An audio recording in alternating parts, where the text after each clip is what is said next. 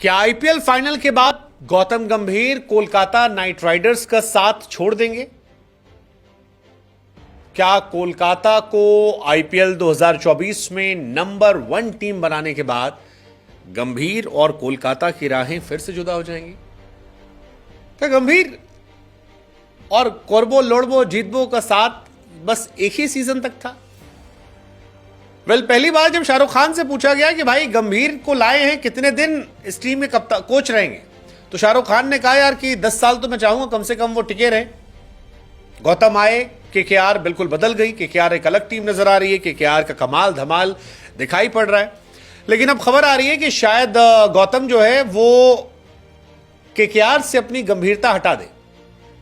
यह खबर केकेआर के फैंस को भले ही परेशान कर सकती है, लेकिन इंडियन क्रिकेट फैंस को यह खबर मुस्कुराहट दे सकती है, क्योंकि भारतीय टीम का कोच बनने की रेस में गौतम गंभीर फिलहाल सबसे आगे है। बीसीसीआई गौतम को लेकर सबसे ज्यादा गंभीर है और गंभीर इस वक्त केकेआर के मेंटोर हैं।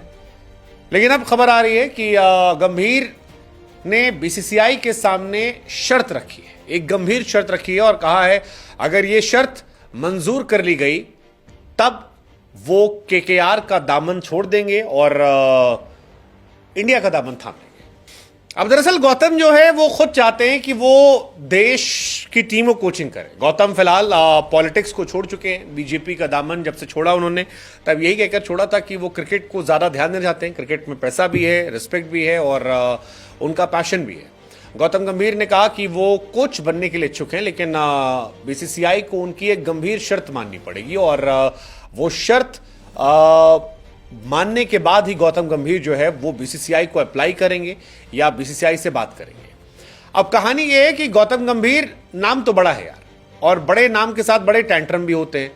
गौतम गंभीर को लेकर चर्चाएं फैंस ने शुरू की थी। चेन्नई में बीसीसीआई के कुछ अधिकारी भी गौतम गंभीर को लेकर बात कर रहे थे और कहा यह भी जा रहा है कि फाइनल के दिन भी बीसीसीआई उनसे बात करेगी। 28 मई वो आखिरी तारीख है जब कोचिंग के लिए आवेदन आप दे सकते हैं और आप तभी तक अप्लाई कर सकते हैं। रिपोर्ट में यह भी कहा गया है गंभीर ने शाहरुख खान से अब तक इस बारे में कोई बात नहीं की है। दरअसल गंभीर की शर्त यह है कि अगर बीसीसीआई गौतम गंभीर को लेकर सीरियस है तो बीसीसीआई को पहले सार्वजनिक तौर पर ऐलान करना होगा कि विदेशी कोचों को लेकर बहुत ज्यादा इंटरेस्टेड नहीं है। हालांकि ऐसा लगता है कि गंभीर की यह वाली बात जो है वो बीसीसीआई ने मान ली है, क्योंकि हाल फिलहाल में जो अनाउंसमेंट हुई है जिसमें जयशाह ने कहा कि रिकी पॉन्टिंग का नाम हो या फिर जस्टिन लैंगर का नाम हो या उनके अलावा स्टीफन फ्लेमिंग का नाम हो, और भी कुछ नाम चल रहे थे, इन नामों को लेकर बहुत सीरियस वो लोग नहीं है। They are not very serious इन सारे नाम को लेकर और वो इनके बारे में बात नहीं करें। तो ये तो एक बात होगी। दूसरी बात ये थी कि बीसीसीआई गंभीर को अप्रोच करे, गंभीर से बातचीत करे और अगर गंभीर और वो एक दूसरे की शर्तों को मानने पर लागू हो जाते हैं देन गौतम गंभीर विल अप्लाई और फिर वो केकेआर के मेंटोरशिप से इस्तीफा दे देंगे। दरअसल बीसीसीआई का जो कोच होगा इंडिया का, वो किसी भी आईपीएल फ्रेंचाइज को ट्रेनिंग या कोचिंग नहीं दे पाएगा। आपको याद होगा सौरव गांगुली भी जब तक बीसीसीआई से जुड़े थे तब तक वो आईपीएल में डायरेक्टली किसी टीम से नहीं जुड़े थे। बाद में दिल्ली के साथ उनका टाइप हुआ, दिल्ली की टीम के साथ वो जुड़े और ऋषभ पंत और रिकी पॉन्टिंग के साथ जुड़कर काम कर रहे थे। गौतम ने भी यही कहा कि केकेआर के मालिक शाहरुख से अब तक बात नहीं की है और बीसीसीआई से जब तक उनकी कोई स्पष्ट बातचीत नहीं हो जाती तब तक वो केकेआर को नहीं छोड़ेंगे या बात करेंगे। बीसीसीआई बार बार ये कह रहा है कि हमने किसी भी ऑस्ट्रेलियाई खिलाड़ी संपर्क नहीं किया है, मीडिया में जो खबरें हैं वो गलत हैं, इनकी कोई सच्चाई नहीं है। हम चाहते हैं कोई हमारे पास आए, लेकिन वो आए जो आवेदन करने वाला है, वो नहीं जो डायरेक्टली आएगा। राहुल द्रविड़ का T20 कार्यकाल जो है वो 2024 वर्ल्ड कप के बाद खत्म हो जाएगा और बीसीसीआई को उसके बाद इंडिया की मेन टीम के लिए कोचेस चाहिए, जिसके लिए 27 मई आखिरी तारीख डेडलाइन के तौर पर दे दी गई है। और रिकी पॉन्टिंग का नाम यहां पर तेज चल रहा था। दिल्ली कैपिटल के मुख्य कोच वो हैं। राहुल द्रविड़ के अलावा वीवीएस लक्ष्मण का नाम चल रहा था। इसके अलावा जस्टिन लैंगर का नाम चल रहा था। तमाम लोगों से बातचीत चल रही थी। लेकिन फिलहाल गंभीर का नाम इसलिए चल रहा है क्योंकि गंभीर में लीडरशिप क्वालिटीज है। हम सब जानते हैं कि 2-2 बार केकेआर को चैंपियन बनाया है। ऐसे में वो फेवरेट्स में अगर आते हैं तो ये हैरानी नहीं होगी कि गंभीर फेवरेट हो जाते हैं। दूसरी बड़ी बात यह है कि गंभीर ने अपनी पर्सनैलिटी में काफी बदलाव किया। अब वो उतने एग्रेसिव नहीं है जितने बीते साल थे। इस साल वो थोड़ा घुल मिल रहे हैं और ये उनको लेकर एक पॉजिटिव साइन है कि वो लोगों से जेल होना चाहते हैं। तीसरा ये है कि विराट और रोहित से उनके रिश्ते अच्छे हो गए। रोहित से हमेशा से अच्छे थे।